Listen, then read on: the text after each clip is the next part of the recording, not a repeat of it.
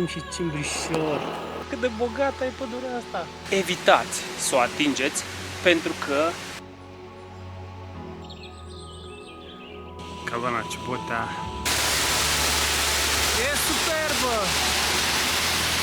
Nu e nevoie să dai sute de lei pentru niște bețe de trekking. Ce vegetație trece! Enormă! S-a meritat osteneala.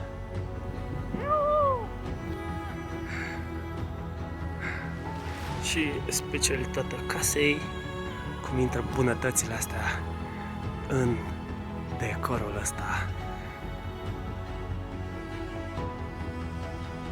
Zici că a colorat cineva muntele ăsta în roz? Eu sunt în șoc. Cât roz în jurul meu.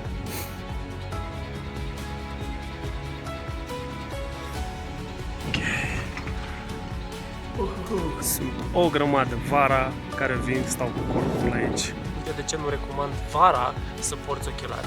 Dar cât de frumos arată Valea Țigănești.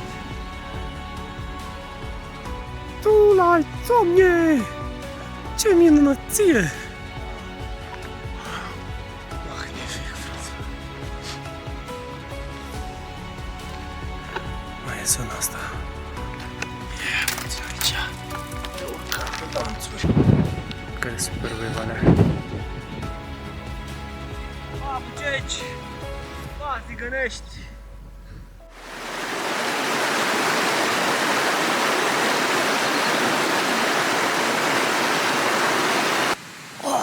Hai, salut!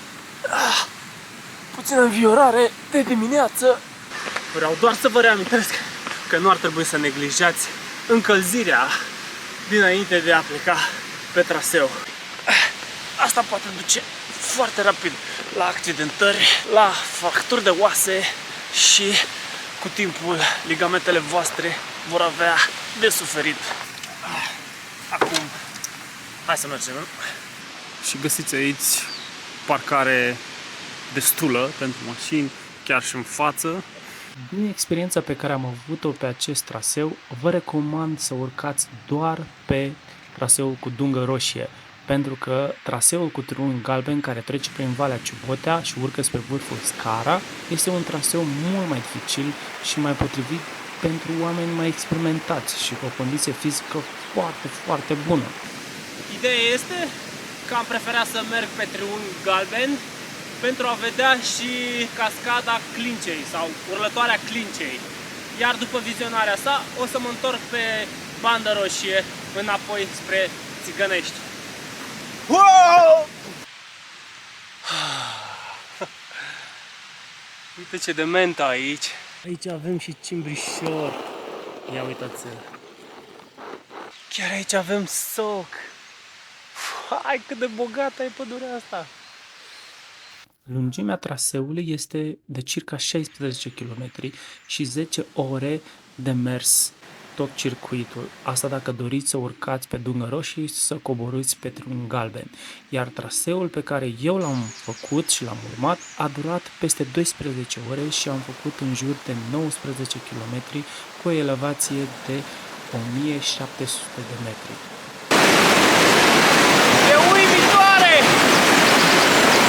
Apropo, asta de aici este cucută sălbatică, un pic rozalie și are cumva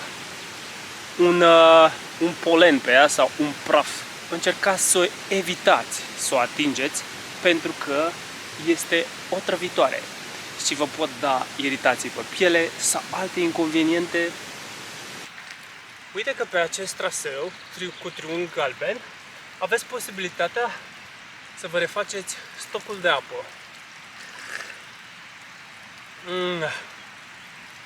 Foarte, foarte bună. După puțin urcuș, ajungem în sfârșit și la Cabana Ciubotea.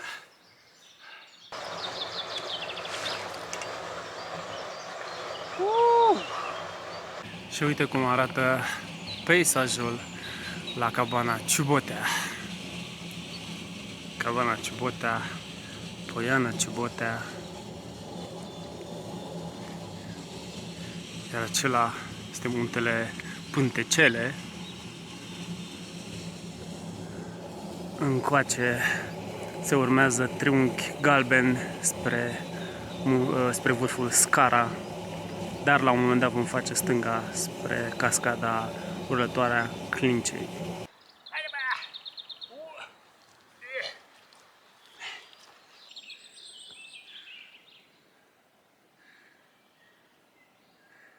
Ce priveliște superb avem de aici, din Poiana Ciubotea, asupra satelor Brănene și a Pietrei Craiului. Uite ce minunăție!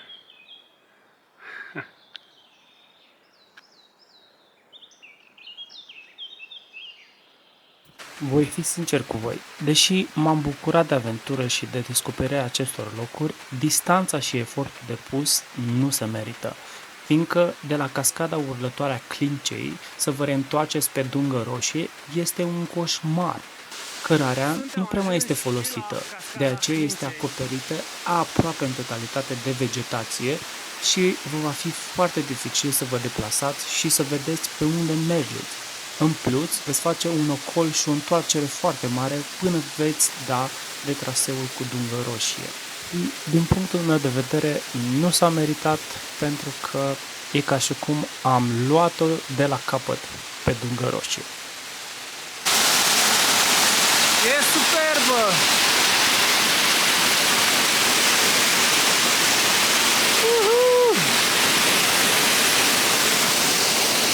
Bineînțeles că nu avem niciun view, nicio vedere, nimic. Suntem înconjurați de pădure.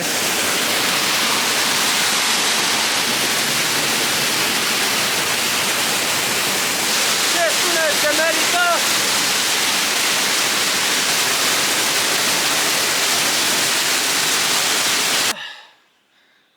Am văzut foarte mulți drumeți dintre voi care abia așteaptă să iasă din pădure. De parcă zici că pădurea îi mănâncă, îi înghite.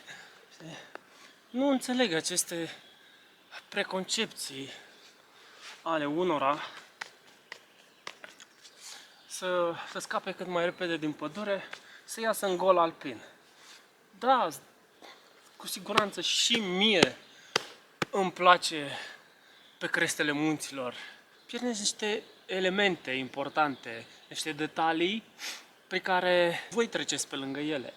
Și e ca în viață. Sunteți atenți doar la punctul final, doar pe vârf, doar să vă atingeți scopul, dar nu vă bucurați și de cursa în sine, de aventură, de clipa asta în sine. Mie așa mi se pare. Fără să vă dați seama, pierdeți toată frumusețea asta. Pădurea îți oferă umbră, protecție de razele ultraviolete de la soare, îți oferă răcoare, prize de aer proaspăt, rece. Ascultă ciripitul păsărilor. Bucură-te de adierea vântului. Permite-ți să fii copil, sări. Observă arbuștii din jurul tău. Vezi unde poți să mănânci smeură, mure, fragi. Miroase niște rășină. Cât de plăcut este. Atinge iarba. Simte natura cu adevărat prin simțurile tale. Oprește-te puțin din alergat, din căutat și bucură-te de liniștea pe care o oferă pădurea. Fă puțin grounding, atingând un copac sau luându-l în brațe, pentru că preia din electricitatea ta statică și o transferă pământului. De asta se numește împământare. Asta dacă nu mergi mai des în picioarele goale. Iar dacă faci liniște, poate ai șansa să observi animalele sălbatice de aici. Admiră varietatea de gâze, flori. Câtă frumusețe e în jurul tău. Și tu treci pe lângă ea, parcă zici că nu ar exista. Și crede-mă, nu e nevoie să dai sute de lei pentru niște bețe de trekking. Poți să găsești în natură două bețe absolut gratuite și îți vor fi la fel de utile.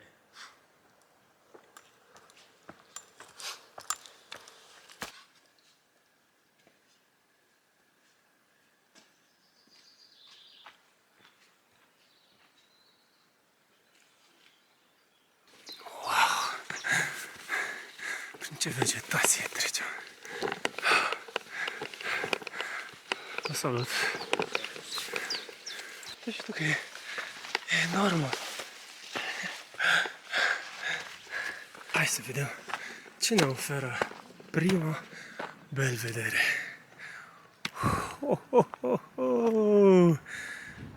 Vai de mine! Cât de superb!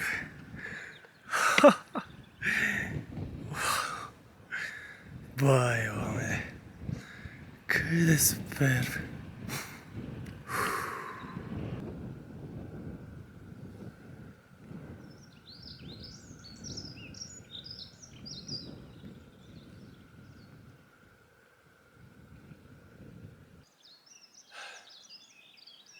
S-a meritat osteneala.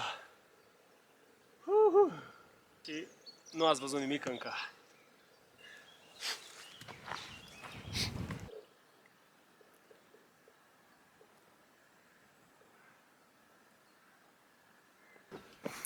Iar de aici se poate vedea extrem de bine Piatra Craiului.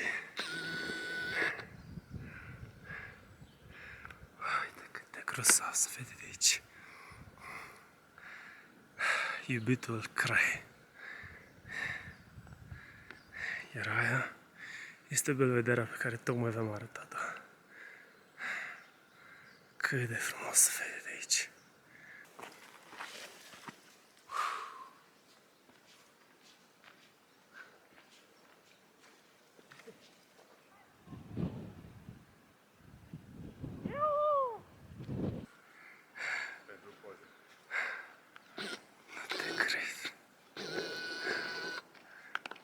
Cât de frumos este.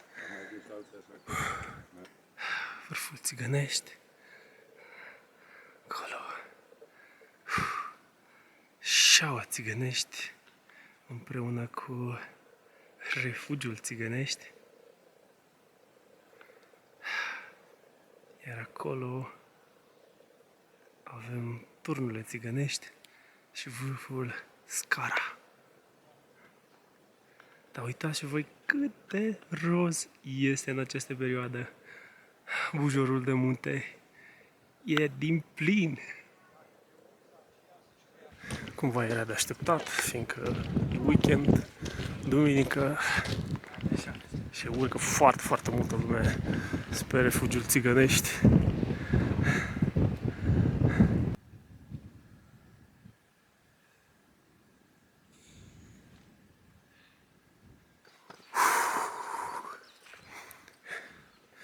Bine, există posibilitatea să urcați pe acea parte și să luați toată șaua, tot vârful cu Țigănești, da, să urcați pe acolo și să ajungeți la refugiu, sau există această opțiune pe care eu am optat-o și dacă se văd oamenii, trebuie să putem să-i vedem.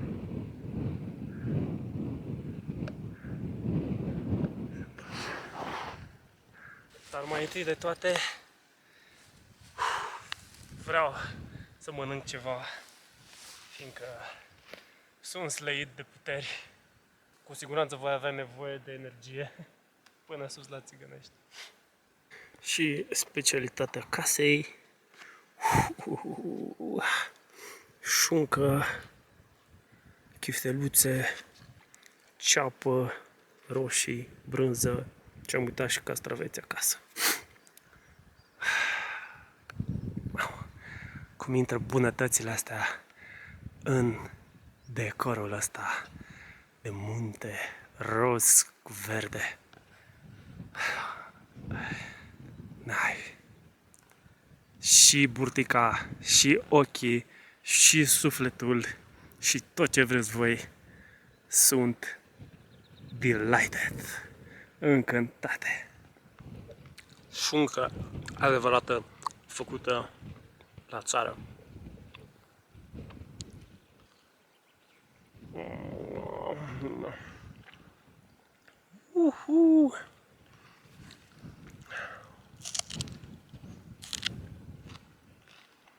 Oh, Doamne, ce gust au! Desăvârșit.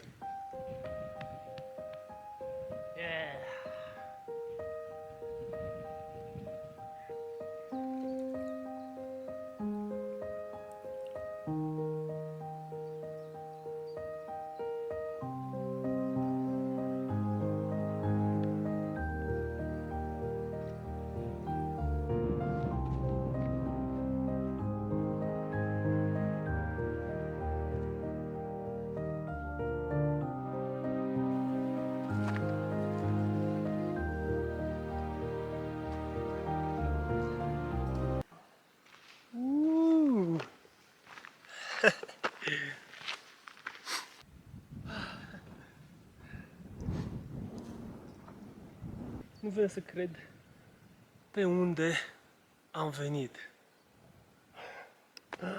Oh my god, și cât este până jos. Da, nu e de mirare că faci 5 ore până aici. Eu deja am depășit 7 cu filmările astea. Dar nu mă plâng, nu mă plâng. Priveliștile sunt adorabile și îmi alină orice durere care o am în momentul de față asupra picioarelor și oboseala care s-a adunat se duce ușor, ușor toată. Cât de superb este! Uite o metodă nu tocmai sănătoasă de a coborî. O să-ți distrugi genunchii și ligamentele, prietene, în felul acesta. Nu te cred. Nu te cred, frate. Uite și tu. E încărcat. Zici că a colorat cineva muntele ăsta în roz. Lumea stă și se bucură de peisaje, de rododendron care acoperă și împodobește muntele ăsta ca o rochiță. O rochiță roz foarte, foarte scumpiță.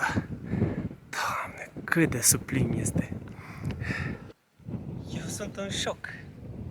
Am așa un șoc de roz. Nu e de mirare că vine atâta lume aici.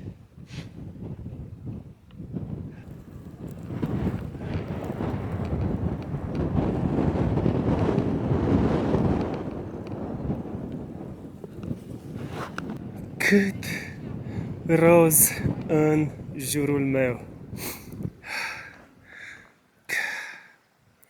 Uite-și tu. E împânzit. Nu-mi vine să cred. Deci nu-mi vine să cred ce trăiesc astăzi. Cât de superbă este priveliștea.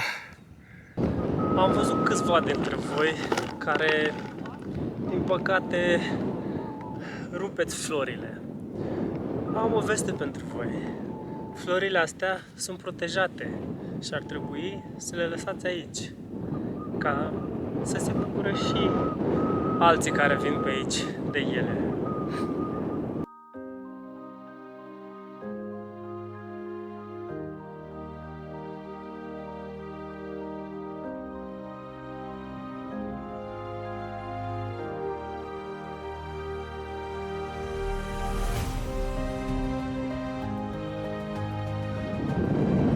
În sfârșit! țigănești. Hai să vedem dacă s-a și meritat. Hai să vedem Valea Țigănești. Cât de magnific este, omule! Nu te cred! Ia uite ce e aici. Vârful Bucșoi acolo, iar în zona aia trebuie să fie vârful Omu, cabana Omu, și cum ziceam, acolo e vârful Bucșoiu. Ia uite, uite de aici, cât de super se vede. Masivul Pustovară, acolo, Piatra Mare, în zona aceea. Haideți să vedem cum arată refugiul Țigănești în interior.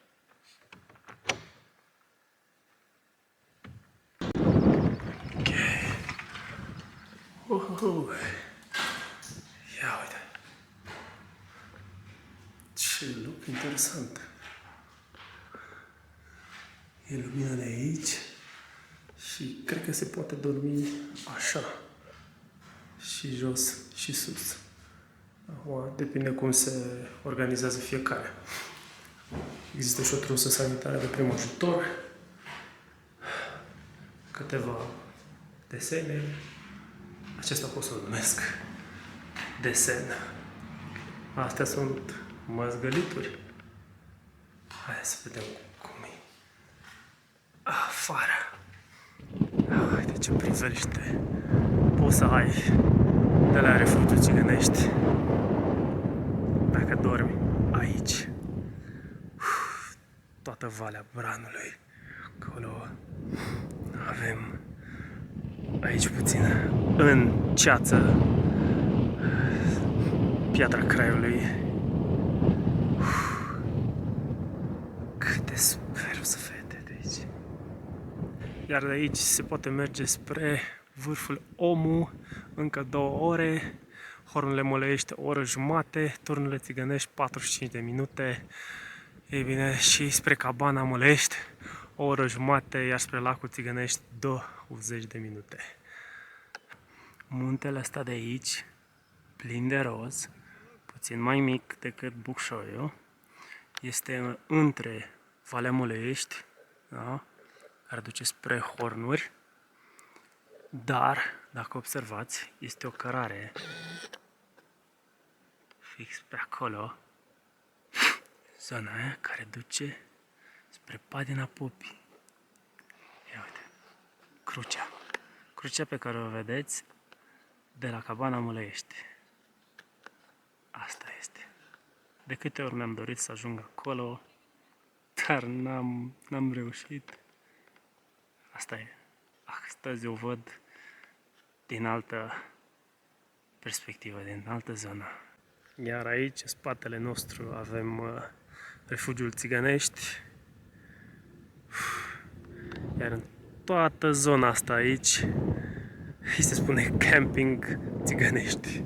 Sunt o grămadă vara care vin și stau cu corpul aici peste noapte. Și nu e de mirare, de ce e o zonă superbă. Superbă. Vă dați seama cum este să te trezești dimineața la apus, ăsta la răsărit, să vezi răsăritul. Abia aștept să vin cu cordul. Simt că mi s-au umflat picioarele și oricum nu prea respiră picioarele, având și șosete, bocancii sunt și ei un pic groși și oricum vreau să fac puțin grounding, să mă conectez puțin la mama natură. Se descalță domnișoara. Ce bine! Băi, ce bine se simte! Și au mai revenit puțin și picioarele mele. Trebuie să vă informez că sus aici, la altitudine, bate vântul destul de tare și este rece, adică chiar și pe timpul verii se simte și recomand să aveți la voi mereu o geacă soft shell din aceea pentru vânt, pentru protecție împotriva vântului, sau să aveți la voi o bluză ca să evitați tremuratul. Și uite de ce nu recomand vara să porți ochelari. Păi, în primul rând, ochii tăi trebuie să se adapteze la lumina care este afară. Fiindcă în felul acesta, corpul tău, creierul tău va ști câtă melatonină trebuie să producă ca să te apere de razele ultra-UV, ca să nu te prăjești. Ochii tăi sunt oglinda prin care creierul și corpul observă ceea ce este în exterior. Și ca să te protejeze, el filtrează aceste informații din exterior, precum lumina solară, și oferă corpului informațiile necesare ca să te apere de aceste pericole. Dacă porți ochelari, mintea ta nu va mai primi informația necesară că afară lumina este atât de puternică și în felul acesta reduce nivelul de melatonină și tu te vei arde. Purtați mai degrabă o pălărie care să fie rotundă, să vă acopere ochii, ca lumina solară să nu bată direct și să nu poți să vezi. Te va și proteja de arsurile solare, atât la ceafă cât și pe față. Iar pentru corp, recomand să aveți o bluză foarte subțire, create special pentru sezonul de vară și pentru razele ultra-UV. E super subțire, dar te va proteja de arsuri. Și bineînțeles, un alt criteriu de care să fii atent este să iei la tine cremă solară sau ulei de cocos, dacă ești mai naturist. E nevoie să te dai cu loțiune solară sau cu cremă sau cu ulei de cocos. În felul acesta, nu doar că îți vei proteja pielea, dar se va și hidrata. Da, vorbesc de uleiul de cocos. Dar și bineînțeles că și la o cremă solară te va proteja împotriva radiațiilor solare și nu vei păți să te întorci acasă roșu caracu.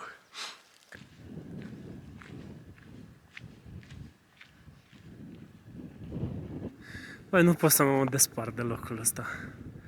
Uite-te și tu cât de frumos este aici. Uite și lacul Țigănești. Chiar acolo. Văd două. Nu contează. Unul din ele. Sigur este lacul Țigănești. Dar cât de frumos arată Valea Țigănești. Nu am cuvinte, fraților. Și Muntele Țigănești.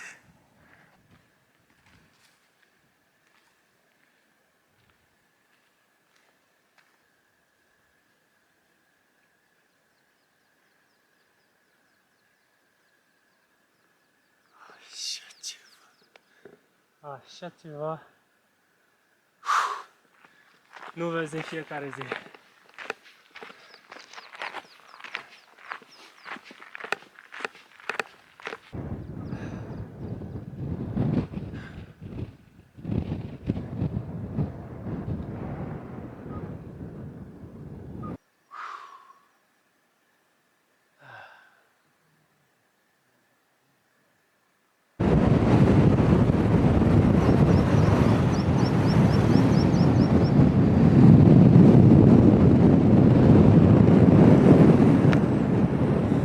Bate vântul foarte tare aici. Știți că v-am povestit un pic mai jos. De aceea e important să aveți la voi ceva cu care să vă puteți acoperi capul, chiar și urechile, fiindcă cu curentul la altitudinea asta nu este de glumă. Puteți să vă treziți cu otite, probleme de auz sau infecții și nu o să fie deloc plăcută situația.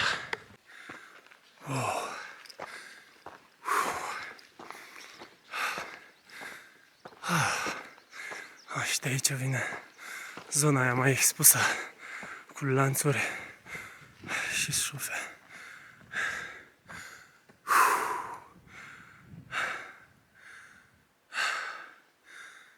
Ce priveliște asupra Văii Țigănești.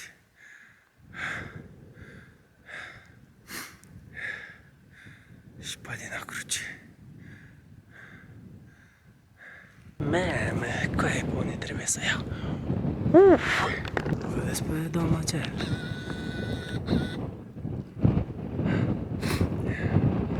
Pe acolo. Trebuie să o luăm și noi.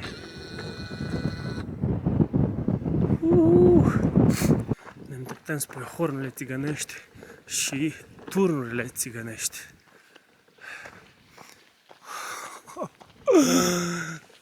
Tu l-ai, Doamne!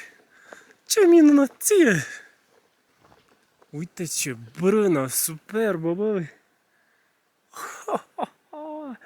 Și ce priveliște asupra Văii Țigănești!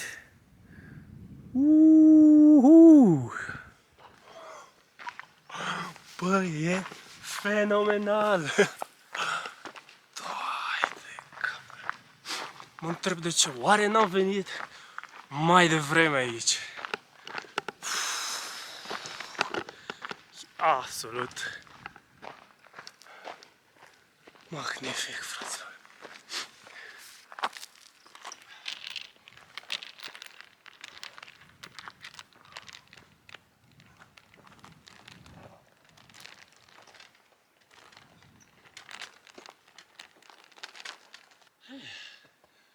Hai că am scăpat! Mai e zona asta mai expusă cu lanțuri. Va fi nevoie să urcăm pe acolo și apoi începem coborârea spre Bran. Aici mai e o limbă de zăpadă.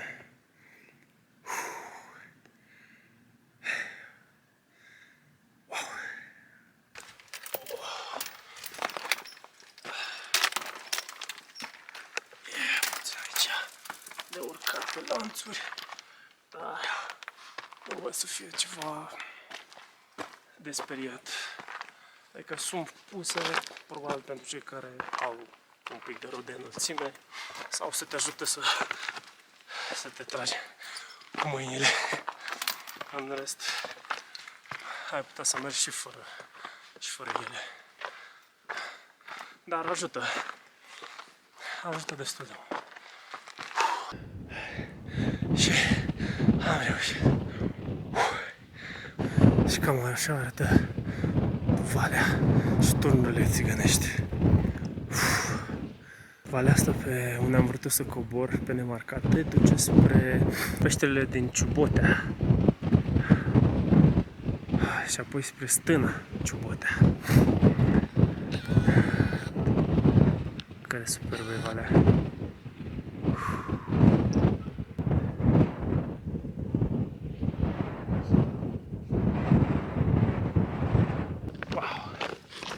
Un pic de deficient de coborât.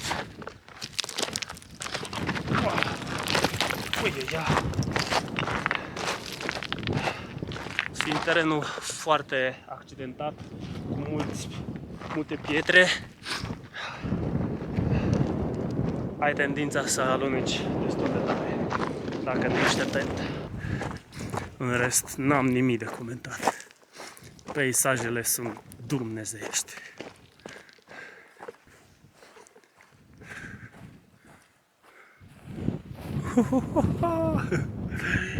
Băi, e ea. E ceva până jos.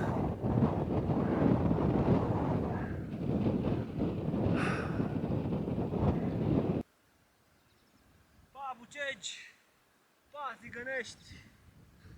Ne vedem tura viitoare!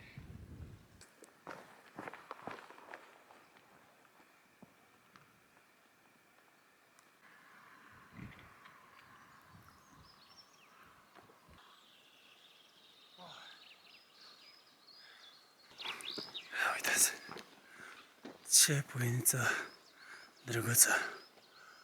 Ho, ho, ho. Ce pereți verticali. De acolo venim, mâncați scură. Pe vale. E până în coace. Uite-te și tu ce coborâre aici. Nu vă recomand nici să coborâți, dar nici să urcați pe triunghi galben care duce spre vârful Scara sau turnurile țigănești, pentru că ar trebui șters și redenumit în traseu dificil.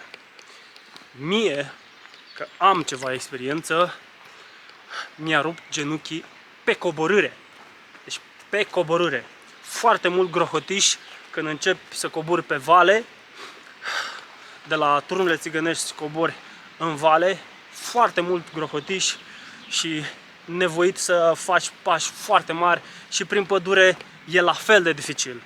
Eu unul personal nu aș mai urca și nici nu aș mai coborî pe triunghiul galben. Sunt salvat! Salva Montbran. De aici mai am circa 30 de minute până la mașină. Pare să fie nimeni. Uite ce foișor fain au aici. Să faci și grătar acolo. Foarte tare foișorul.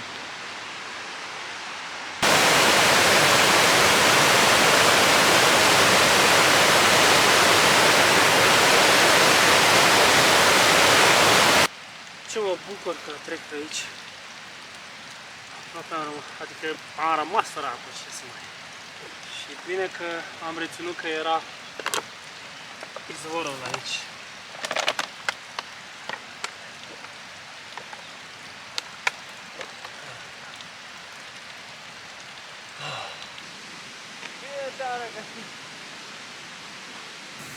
Nici n-ai idee cât mă bucur să te revăd.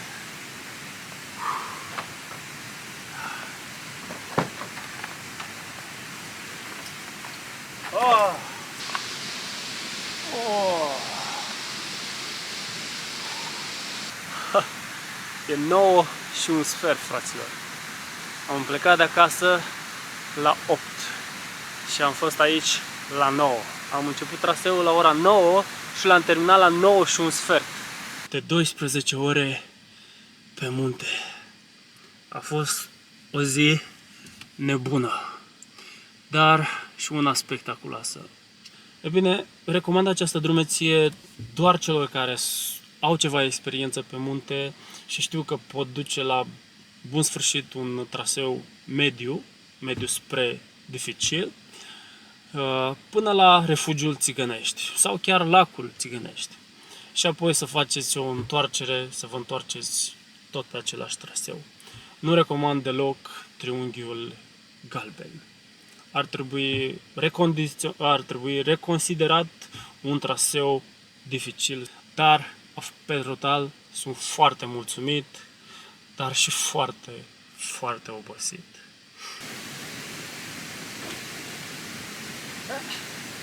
Asta la vista, prieteni! Pe data viitoare!